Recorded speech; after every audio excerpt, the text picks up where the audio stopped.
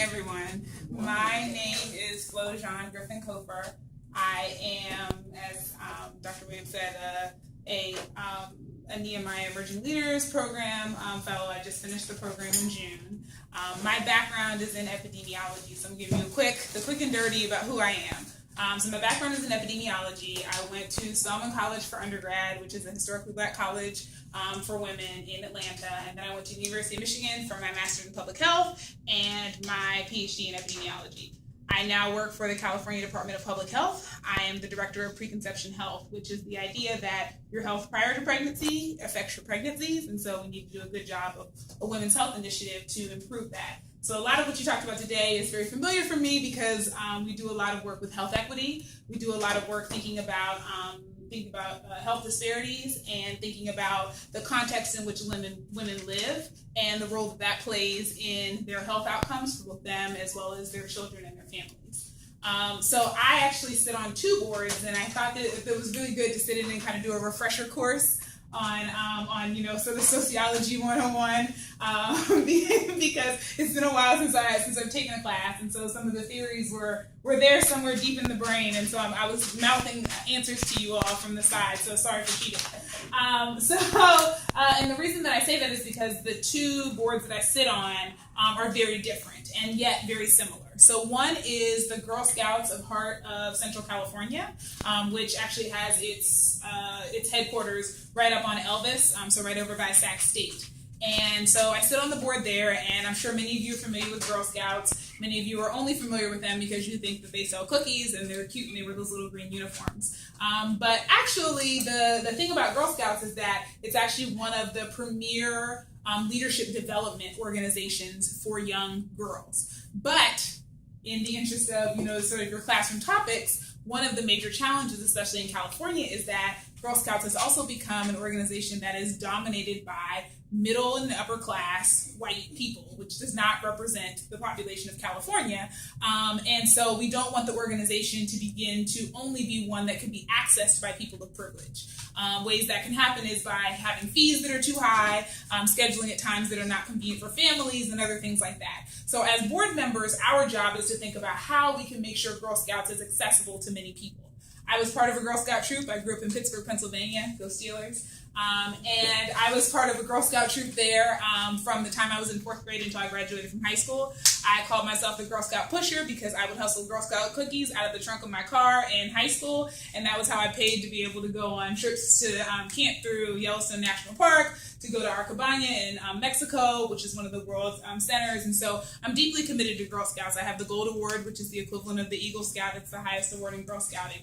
And so I really understand the importance of Girl Scouting in terms of developing leadership, but people don't see it that way. They see it as this cute little organization for girls. So that's one of our major challenges, is making sure that the work that we're doing in terms of leading girls to STEM fields. Part of the reason that I decided to go into my major in undergrad was chemistry was because of Girl Scouts. And so being able to play up some of the things in the public that people don't see.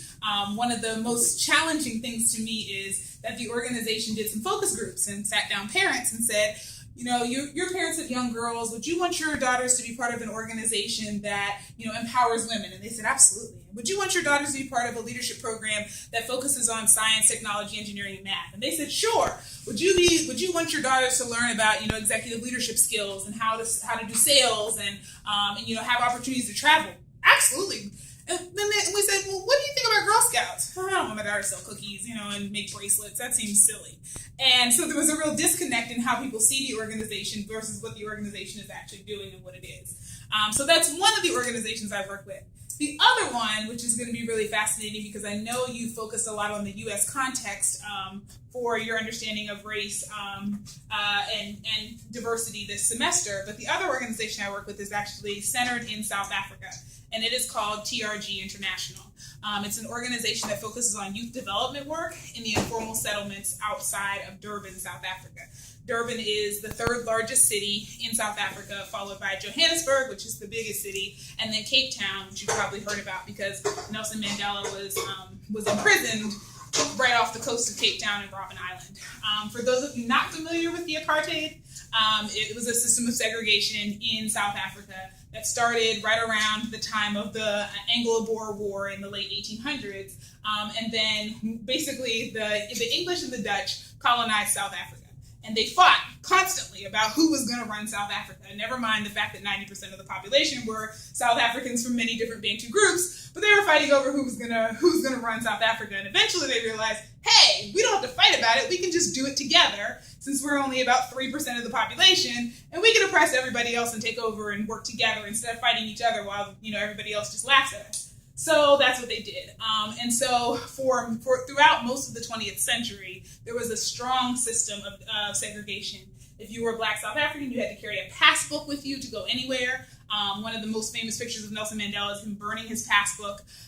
You were only allowed to interact with other people who were in your same group, and so there was a classification for white. Then there was Japanese, which depending on where you were sometimes lumped in with white, sometimes listed just below white. It was literally a racial caste system.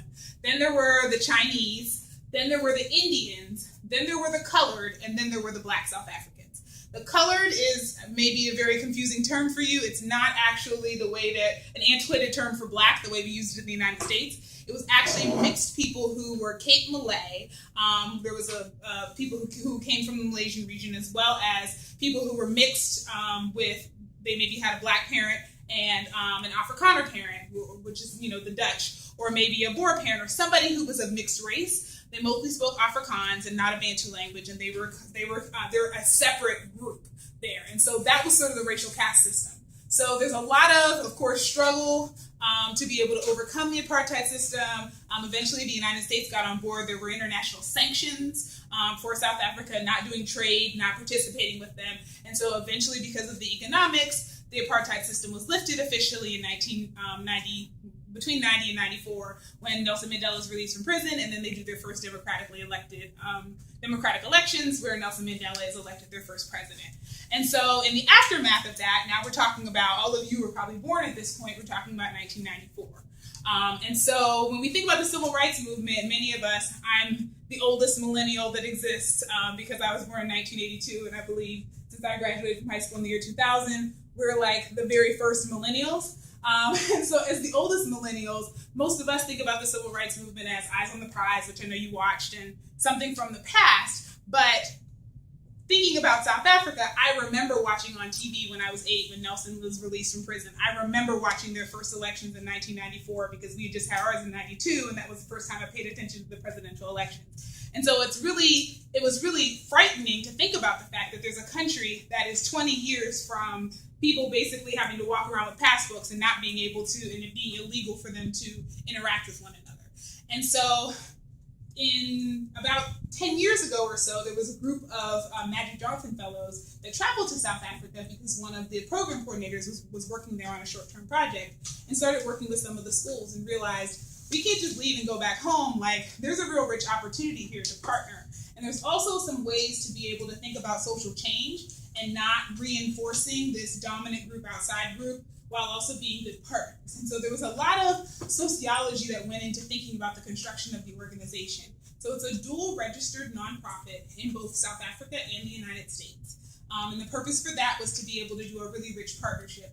The currency in the U.S. is just stronger, as Dr. Williams mentioned, when it comes to the IMF and how things work and how resources are considered. So it's much easier to do fundraising in the U.S. and then to spend it when you're basically 15 rand to $1. But we didn't want there to be this sort of developed nation versus developing nation dichotomy. So each of us sit on the board of both organizations, and we lead together. And the goal of that is, and we talked about what we want the alumni of the program to be the ones that drive where the program goes. We wanted the voices of South Africans to be the ones that decide the direction and leadership. And the purpose of that is so that they're assuming leadership over their communities, but we're also providing the skills and development. There's a lot of infrastructure that just doesn't exist. So how many of you think you went to pretty great, like, elementary, middle, and high school? Some of you. And how many people of you think you went to bad ones, like, that weren't well resourced? Okay. I would take any of you who raised your hands for saying I went to bad ones and challenge you that you have never been to ones that have as little resources as the ones that are here. And what I mean by that is there are no guidance counselors, none. There is no school lunch program, none. You pay tuition to go to a public school. You pay what would be considered to be an exorbitant amount of money in your own currency. It's not that much in US dollars for a uniform that you are required to wear to school every day. That significantly impacts people's ability to go to school every day. So there are some major infrastructure issues that have happened because of the Bantu Education Act that started in 1976 and was the cause of the Youth Day riots. And it's a big whole historical thing. And so the legacy of that continues. And so the organization exists to work with high school students to be able to, address some of their basic needs. So making sure that they have school uniforms, making sure that the tuition is paid so they can go to school every day.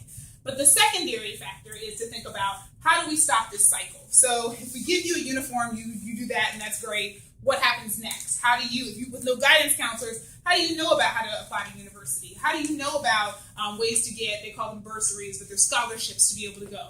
How do you figure out how to apply for jobs? Think about all the things that you've learned around resume writing and how, present yourself professionally and all of these things that allow you to be able to make a jump in terms of your income and your ability to start a business or to do something. And then think about if you didn't really have strong access to internet and nobody ever told you any of those things, how do you think you fare in a society that's moving forward? So that's really the goal of that project, is to be able to fill in some of those gaps, but to have those gaps filled in with people who are from the community, who can identify the needs, and who can lead the way. So with that, I'm going to stop because I can tell you stories about everything, and I'm going to let you all ask me some